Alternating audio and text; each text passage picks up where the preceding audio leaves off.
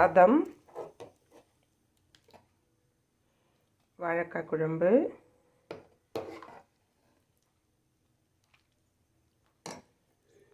Carrot beans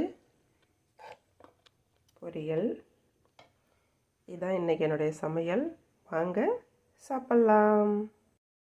carrot beans பொரியல் பண்ணுறதுக்கு carrot 1/4 kilo, beans 1/4 kilo ரெண்டுத்தையும் நல்லா பொடியாக அரைஞ்சி வச்சுருக்கிறேன். ஒரு பெரிய வெங்காயம், 2 பச்சை மிளகாய், 1/2 மூடி தேங்காய் எடுத்துருக்கேன். சட்டியை காய வச்சு எண்ணெய் ஊற்றியாச்சு. கடுகு பொரிஞ்சு முடிஞ்சதும் போடுறதுக்கு கொஞ்சமாக சீரகம், ஒரு கொத்து கருவேப்பிலை, ஒரு வெங்காயம், 2 பச்சை மிளகாய் இதையும் அதோட சேர்த்து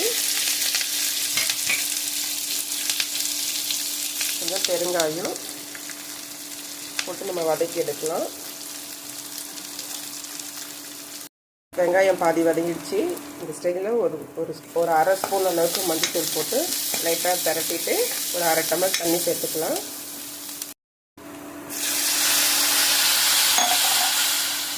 தண்ணி கட் பண்ணி வச்சுருக்கிற காய் அதை கூட போட்டுடலாம். கிண்டி விட்டு மூடி வச்சிடலாம். இந்த ஸ்டேஜில் நம்ம உப்பு போட தேவையில்லை. உப்பு போட்டால் இதில் இருக்கிற அந்த கலர் கொஞ்சம் சேஞ்ச் ஆகிடும். அதனால் ஃபைனலாக சமைச்சு முடிக்கும்போது நம்ம உப்பு போட்டுக்கலாம். இப்போ உப்பு சேர்க்க வேண்டாம். உப்பு சேர்த்தா காயோடைய கலர் இவ்வளோ பிரைட்டாக இருக்கிறது கலர் சேஞ்ச் ஆகிடும். காய் ரெடி ஆயிடுச்சு. கொஞ்சம் கூட தண்ணி இல்லை பாருங்கள். அடியில் கொஞ்சம் கூட தண்ணி இல்லை.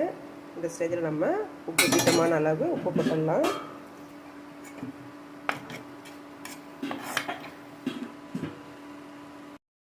அடுத்தது திருவி வச்சிருக்கிற தேங்காய் இதையும் அதெல்லாம் நல்லா கிண்டி விட்டுடலாம்.